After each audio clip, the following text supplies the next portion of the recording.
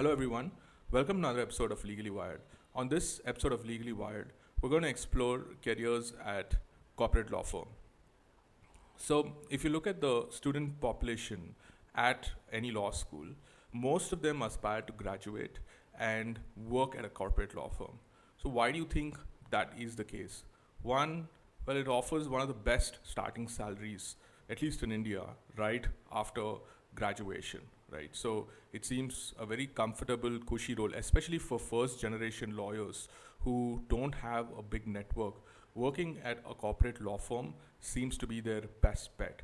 It's the progression from stage one to stage two to stage three to expertise is well defined, and you go in, you put in the work, and then you're promoted to the next stage. So, and then you're again promoted to the next stage. So, no, it's completely in your control. If you bring talent to the office, then you are going to see those promotions. You are consistently going to make money, and it's often seen as the safe path. And other reason why a lot of students want to join corporate law firms is because of the whole media hype. If you look at description of corporate law firms in sitcoms and other folklore, you will notice that it's built up to this whole smart, cool job that's out there, right? And you always wish you could be a Harvey. You always wish you could be something like a Mike. And a lot of people go down that path, and they go ahead and say, okay, I want to pursue a job at a corporate law firm post graduation.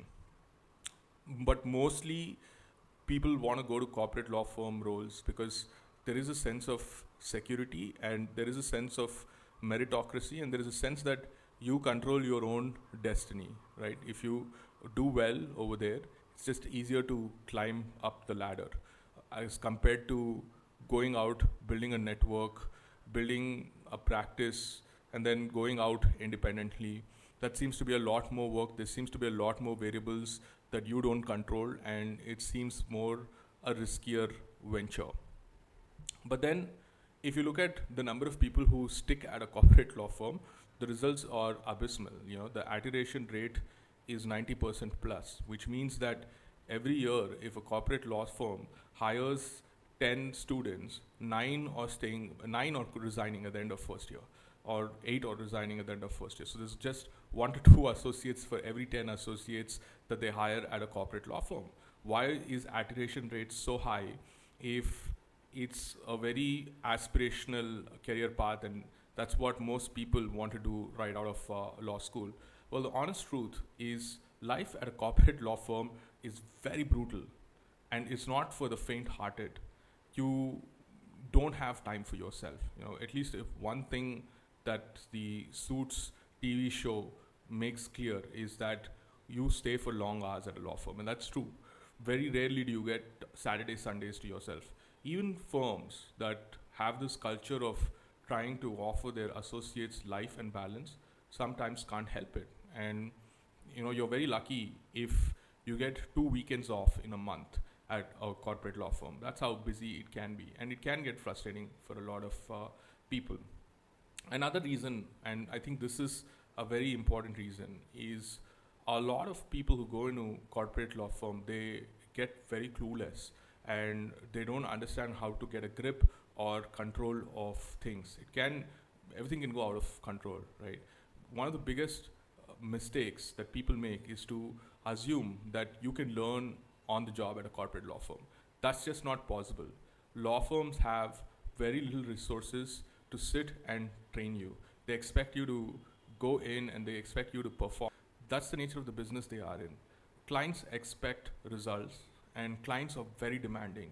In that setup, for a partner to sit and spend an hour or two every day to train his juniors, or to create a training program where his juniors are away from actual client work for a couple of hours, it's just not possible. There's no space for that. So not everyone gets that context. It's very difficult for them to grapple with the reality of practice, and then they're not able to cope with the pace and speed of how things are expected to be done. And very quickly, a lot of people just give up because they feel that they can't play catch up. So for a few people who genuinely want to cut it at the law firm and they're not able to cut it out because they're unable to get the context, they're unable to run with the pace out there, how can they help themselves to do a great job? One is, of course, preparation is key. Before you show up at a corporate law firm, you need to understand the nature of the work that is expected of you, and you need to have a sense of how to do that work. And how can you learn that expertise? You can do that at internships, but internships never give you the full picture. Internships tell you a part of the whole puzzle, right? At best, at a law firm, you will get a piece of due diligence. So you won't learn the full picture. You might do that task well. You might think that you're cut off for a job at a corporate law firm, but that's not the case. So one way to do this is to go beyond diligence and talk to your seniors and understand why you're doing the transaction in the first place. That will give you perspective about the diligence.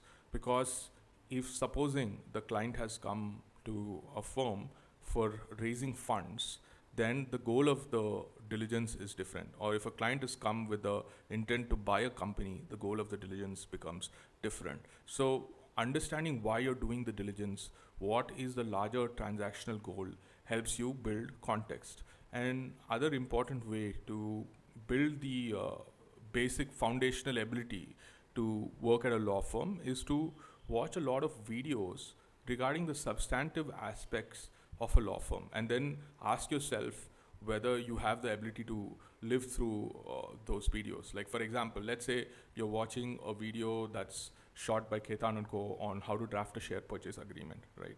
You might not understand a lot of the concepts, but if you're not able to make it through that entire video, then probably a career in corporate law is not for you, because that's what you will be doing day in and day out, and that's something that you're expected to be good at. So if that video doesn't interest you, then that's probably a clue that maybe you're just not interested in the area of corporate law, and that's okay. And then you look at other areas of corporate law. But if you're one of the few who understand that document, I'm not saying that you're somehow fully interested and immersed into that document. It's not possible. There are parts where it can get a little dry and it can get out of focus, and you might not able to get the full context, but largely you should be able to watch that entire video and glean certain important concepts of drafting a share purchase agreement. Should be a shareholders agreement.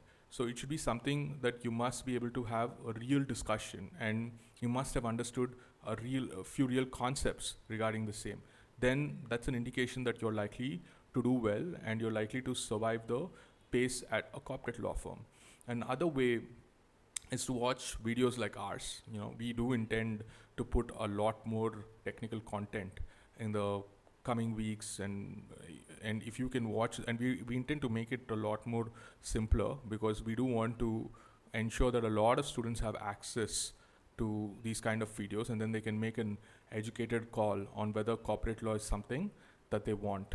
Of course, I've always been a big advocate of this. Reading the newspapers will give you an big indication of why clients go to law firms. It won't tell you what lawyers do, but it'll at least, the Business Times and the Mint, they talk about what clients who go to a corporate law firm do. They talk about how they intend to grow, and they talk about how they intend to buy other companies or make bids for other companies, or how they intend to acquire different kinds of assets, or how they intend to invest in different kinds of businesses. And all of this should make sense to you. And most importantly, they should be able to capture your interest. And if you're not able to tick the box on any of these, you're not able to get interest, the stories don't excite you, the videos that different people are shooting regarding transactions in corporate law, they don't inspire you much, and you find looking at technical videos that describe transactions that largely take place at corporate law firms boring, then probably it's not for you. And I would advise that you shouldn't go to a corporate law firm, because then you will be in a scenario where it would almost be like a deer stuck by a headlight on a highway, right? Because everything at a corporate law firm is fast paced and everything is expected as of yesterday. So you need to be very prepared, and it has to be largely driven by interest to draft and negotiate those kind of deals. Can't be just puffery, like you're excited because it's there in folklore and you're part of those big events. It can't be something like that. It has to be really tangible passion for the work that they do over there. Otherwise, it could be difficult to survive at a corporate law firm. I hope this video gave you some insight about realistically thinking whether corporate law firm is the right place for you to build a career post law school. Feel free to reach out to me if you have any questions, either in the comments or you could DM me and ask about careers in law.